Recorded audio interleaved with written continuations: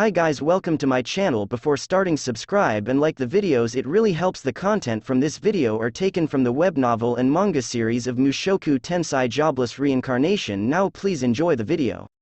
Part 5. While we were moving east, there was gradually more green coming out, even more moving towards the east, and there was a town called Kinkara, and it seems spreading out even further to the east from there is a dense forest area. For a dense forest area to be right next to the desert, what a strange continent. Although, the Garuban party wasn't planning to move towards there. On the way, we encountered something like a large rock standing vertical as the landmark and then changed course to the north. Around the time 3 days had passed since we changed courses, we ran into the main road. Even if we were to call it a main road, it's not like there's any particular maintenance done to it. It's a path that became a path because a lot of people walked along it. If I were to compare it to the sand-like ground until now, and it's a lot more solid to step on, it truly gives off a feeling of stability. As I thought, it's better for the ground to be solid. Sir, from here on out, the thieves come out. I think we can do something about it, but if the time comes down it. I'm paying you money. Make sure you protect at least the luggage. Will do. Barabadomu was probably trying to say that if the time came to it, we should throw away the cargo and run. However, in regards to Garuban, it seems the cargo is more important than his life. Sense of values are various among people. Ani, is it alright? Bonkura, it's fine for you not to worry about anything. Karumerita is called Bonkura by Barabadomu and Tonto. Since she's Bone Crusher, it's Bonkura. It's truly an easy to understand nickname. No, insult maybe? If I were to say it, it seems like I'd be hit. Quagmire and Dragon Road. You two remain by Garuban-san's side without getting separated. Tonto, you look after the camels. Don't let even one escape. The rear guard is you, Bonkura. I'll proceed forward while scouting things out. If something happens, I'll shout out. Don't miss the signal. Ani. Understood. After each of us had been signaled, we created the formation and carefully advanced. Even if we were to call them thieves, fundamentally they're the ambushing type. If you discover them ahead of time and take a detour, you can avoid them. Part 6. As a result of Barabadomu's reconnaissance, we caught on to the fact that thieves were waiting to ambush us. Somehow, it seems difficult to discover a group of people using demon eyes from a distance, so there's a necessity to properly scout things out. We made a large detour around the ambush. If a pile of shit was waiting in the middle of the road, there are few guys who would walk right over it. In order to avoid the chance of stepping in it, they walk a bit separated from it. It's only natural. However, I wonder what went wrong. It could be that Barabadomu was discovered when he went to scout and then he was followed back. Or maybe it could be that the ones Barabadomu found was an advance party for the thieves and the main body of the thieves was on standby on the detour route. We were attacked. Part 7. Taking the detour route, and just around the time we were letting out a sigh of relief. Hayu. Suddenly, we heard the sound of something cutting through the wind. In the next instant, an arrow was stuck in Tonto's chest. Tonto crumbled down to his knees. I didn't have any idea what was happening. I was about to rush over and use healing magic in a panic. However, in the next instant Elinalise grabbed onto the nape of my neck. Simultaneously, the camel on the side of Tonto suddenly had an arrow fly into it. Run, it's an attack. They're coming from the west. Barabadomu's shout. With that I understood it. It's an enemy attack. It won't be good if we can't run away. Elinalise released me. Garuban and the camels had already started to run away. Following along with that, I started to run as well. From above the hill on my left side, a horse rider came running out. Horse rider. Right, it's a horse. Men on top of horses wearing sand-colored turbans came towards us. Sir, abandon the camels. If you throw away the cargo, they might overlook us. No way. Do you want to die? It's you all's job to protect the cargo. There's way too many opponents. Barabadomu and Garuban's shouting. In front of my eyes, the camel that just got struck by an arrow had its legs get tangled up. After looking, I noticed bubbles coming from its mouth. After a few more steps to the side, it fell over. I shuddered. There's poison on the arrows. Che, they're behind us as well. From behind us there were horse riders coming at us as well. The troops with bows were on top of the hills. They have arrows fixed to the bows. Most of them aren't reaching, but it seems several of them are shooting in abandonment. Bit by bit they're reaching up until here. Horse riders and bows. Just from what I can see, there's a tremendous number. 100, no, there's probably 200. I was being deceived by my preconceived notion from hearing the word thieves. This is already the size of an army. While listening to the sound of my heartbeat, I was trying to determine the situation. The enemy is launching a surprise attack from the rear and side. At least there are no enemies in the direction we're advancing. If we're going to run, then it's that way. Rudeus. Yes. I'm going to use Quagmire and Dense Fog. I understand, I'll leave it to you. While I turned around, I launched Quagmire, as large as I possibly could make it. The depth should be plenty as long as the horse's legs get trapped in it. Barabadomu-san, I'm going to create a cover. Please run straight ahead. Cover. I understand. Deep mist. I made an outbreak of water vapor appear in midair and created a thick fog. Puff puff, almost like smoke. The surroundings turned pure white. In no time at all, the surroundings had become pure white and nothing could be seen at all. Alright, with this the bow troops shouldn't be able to aim at us. Thunk. In the instant accompanying a sound, an arrow was stabbed into the ground at my feet. Yoo-oo. Just as I was about to fall backwards in panic, Elinalise supported me. It's alright, there was one skilled among them, but they can't aim anymore. I ruminated over those words. Tonto and the camel were killed by a single person's hands, I guess. However, since I released the fog, he can't see anymore. Start running. I was told and start running. After that, it wasn't like we weren't aimed for. I know. They can't aim. They can't hit. They can't hit. I'm a war hero. Ah, shit. It would have been good if I gotten some sort of amulet from Sylphy. No, if I had brought that which is in the holy shrine, from my first time with Sylphy. No good, they're going to catch up. Karumerita, draw your sword. I shuddered after hearing Barabadamu's words. If I listened closely, I could hear the sound of horses running from behind. It seems there are horse riders who took a detour around the quagmire. Even though it's inside of the fog, if they just run straight ahead it's no problem. The opponents are horses. Know your own disadvantages. There are such words out there as well, but there are the words that speed decides the battle as well. It seems there are a considerable number of horse riders making use of speed and momentum. Just from what I can see, there's over 100. How many managed to pass it? 50, 60? There's no way we can fight that from the front. I'm going to slow them down. Please keep running. Earth wall. I made a 20-meter long thick earth wall appear behind us while continuing to run. You can't make sudden stops on horses. If it's inside of this fog, then the wall should become a hindrance. If they know there's a wall, their speed should slacken. Ha, ha, the arrows have already stopped. I just continue to run, while sometimes creating walls behind us, running. Suddenly, I remembered about Tonto who had an arrow stuck in his chest.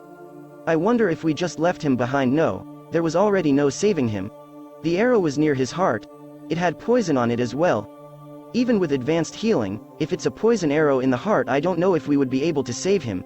In the first place, at this point there's already nothing we can do about it. We continue to run on at full speed while inside of the fog. Part 8. I wonder how far we've been running. I feel like we've been running for over 2 hours. After Barabadomu confirmed things behind us and said, "It seems we've lost them," everyone came to a stop. Ha, ha, as expected, I'm tired. I'm soaked in sweat. But, the results from continuing to run have showed up. If I were told to run again, I can still run. Even though I say that, the 3 warrior types were making refreshed faces. Is it because of the fighting spirit? How unfair. Garuban collapsed with a pale face. No matter how much you say he's a merchant used to traveling, if he has to run it will tire him out. He was relieved. The damage was 1 camel and 1 escort. Tonto. I feel like if I had immediately pulled the arrow out and used healing magic, then detoxification, he might have been saved. It could be that he skillfully avoided letting it hit a vital spot. In reality, if Elinalise hadn't pulled on the nape of my neck, I'm sure that I would have tried to do that. However, if I had done that, I might have been late to run away. Elinalise has more experience with things like this than me, it seems. Most likely, if I had spent time there treating him, I probably would have been in danger. After suddenly looking and Karumerita was glaring at me, I wonder what it is. Did I do something wrong, I wonder? Karumerita was behind me, she was in charge of the rear guard. In the case that she's wounded, I'm sure it would be better to treat it. It doesn't seem like she got hit by an arrow though. Karumerita determinedly walked up to my side. Suddenly she grabbed onto my collar. If you can use such large magic like that, then you could have done in something like thieves, right? Huh? Done in? Those numbers? After being told it I realized. That's right. There was the option to kill them as well. Stop it, Bonkura. Ani? You saw it as well, right? The horses sunk into a bog, they ran into a wall as well, it became that pure white. Think about it more properly, that's why you're a Bankura, shut up. This guy, if he had used magic, we might have been able to save Tonto. There's no way we could have defeated those numbers. That was, most likely, the Harimafu thief group. Without a doubt there were more lying in wait, you know. But, Elinalise cut into the space between Karumerita and I. She pressed against Karumerita with her buckler and put her hand on the estoc at her waist. Do you have any complaints with our methods? What's going on? Elinalise let out a single, HMPH, with her nose and glared at Karumerita. Rudeus was properly making judgment based on the situation. Without knowing how many opponents there are, the number was many. Not to mention the enemies were using poisoned arrows, slowing them down with a quagmire, sealing off the bows with fog, and creating walls to obstruct them. And thanks to that we were able to escape. One person was killed, but all of the camels except one are safe. What are you dissatisfied with? Fighting like an idiot, did you want to fight losing both your life and your luggage? Elinalise defended me like that. Her words weren't being understood. However, it seems Elinalise realized what Karumerita wanted to say. Unusual for Elinalise, she used a provocative way of saying it. There were a large number of enemies, 100 or 200 maybe. According to what Barabadomu said, there might have been more waiting as rearguard. If you were to ask if I could defeat that. I don't know. Only if I were to use Saint-class magic. Then it should be possible. I have the magic power. Most likely I wouldn't run out. While stopping their feet with a quagmire, using magic to do away with the bow troops at a distance, using a squall to blow away the horse riders from below, using fire to burn them to death. I could have done something like that. In theory, that is. In reality, I don't know what would have happened. There was the possibility that the bow troops that I failed to kill might have shot me with a poisoned arrow, or the horse riders that I couldn't completely stop could have trampled me as well. Among the opponent's attack methods as well, there might have been some assumption for if anything ever happens with magicians. Also, if it had become a melee, I couldn't use large-scale magic since my allies would have gotten dragged into it. And then, I'm sure Elinalise understood that as well. That's why she's my ally. In the first place, we aren't mercenaries, you know. We have no obligation to fight against that kind of large military force. What is it, those eyes? Do you want to go at it with me? You sure are a hot-blooded young girl, aren't you? I'll take you on. Elinalise took out her estoc. Seeing that, Karumerita panicked and took out the broadsword from her waist. And, their Barabadomu cut in between them. Hey Bankura, stop. Elinalise, you as well, Quagmire as well. It was unfortunate about Tonto, but there was nothing wrong with Quagmire's decision. The only one thinking about something idiotic like fighting in that place is you, Bankura. That's exactly why you're always going to be a Bankura. It's already fine. Karumerita withdrew while making a HMPH with her rough breathing. And then, she went over to the side of one of the camels sitting down and sat down burying her face into her knees. Seeing that state of hers, Barabadomu let out a sigh. Sorry about that, both of you. No, you know Karumerita, she gave birth to a child from Tonto before. Huh. Therefore well, try to understand. For her, it's just striking out. She gave birth to his child. That's why she got that angry, I guess. I thought that the female warriors of the desert would by no means hold any sort of special feelings personally towards a man. But I guess that isn't the case. After all, if it's a partner who you've given birth to their child, they're special. After receiving a bit of a shock, Elinalise rested her estoc in the sheath and approached me. Rudeus. There's no need to feel down about it. Among the adventurers as well, it's rare, but there are people who can't kill others. Not to mention you're a person that is soon to be a father. I can understand why you would hesitate to kill as well. There was a bit of a gap from what she said. It's because she can't understand the conversation. Honestly, I wasn't hesitating. Even in that kind of situation where we were cornered, the option of words like kill never even floated through my mind. Although, inside of that deep fog, there were most likely thieves who ran straight into the walls I created and died, I'm sure. I don't really feel any particular kind of guilt in regards to that though. If it comes down to using magic and directly killing people, somehow I can't help but feeling strangely sick to my stomach. I am nothing but a small fry and I feel a bit deplorable. Thank you very much. I honestly lowered my head towards Elinalise, who was trying to comfort me. Thinking about it, in the middle of running away, she was always running besides me. When I almost fell over, she supported me as well. I get the feeling she was in a position to shield me from arrows. She was always supporting me, It could be that she had intended to be my escort. Geez, there's no need for thanks. It's only natural to protect my grandchildren. Elinalise patted my shoulder with a pon, grandchild huh. By the time we're able to return, I wonder if Sylphy's stomach will be large enough to stand out. It's my child and Elinalise's great-grandchild. In her regards, during the birth of her great-grandchild she probably doesn't want to receive the blame from Sylphy. Why didn't you protect Rudy? Together with Sylphy and together with me, she should want to celebrate the birth of a new life with a smile. Elinalise-san. What is it? Thank you very much. I said my thanks once more, this time with my heart in it. Elinalise as well, patted my shoulder once more. Part 9. With just a bit of awkwardness continuing, the journey continued. Even though one of his allies had died, Barabadomu was calm. He remade the formation like nothing happened at all. Barabadomu didn't say anything in regards to Tonto. Without lamenting over his death, he just indifferently continued the job as an escort. Barabadomu never once even put the name of Tonto into words. It's heartless, there's such a part that I feel as well. But, I'm sure that this is that sort of place. And then they are that sort of family. Living next door to death, where any misstep can kill you. Thinking about it, I have the feeling it was kind of like that on Magic Continent as well. The sense of valuing life is just a bit too different for me. Several days later, we arrived at an oasis that works as a relay point just like the bazaar we saw at first. It was almost like a market had been made surrounded by a lake. The first time I saw, I didn't stop to consider it, but all of the groups wearing warrior-like outfits certainly have at least one woman with them. I wonder if all of them are warriors of the desert as well. Garubin and the others opened up a tent in a certain section. During the time you're in the oasis, it seems the escorts are allowed to sleep inside the tent as well. Barabadomu, is there a necessity to hire additional escorts?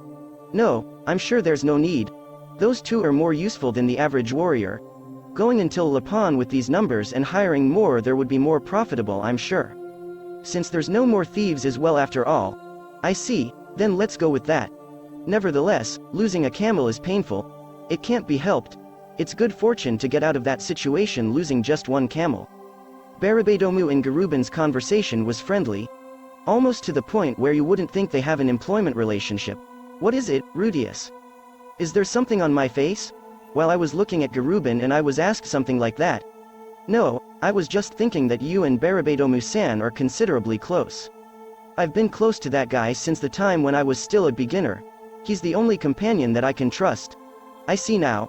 Unexpectedly, Barabadomu as well, rather than the same warrior of the desert Tonto, he might feel a stronger sense of camaraderie with the merchant Garubin.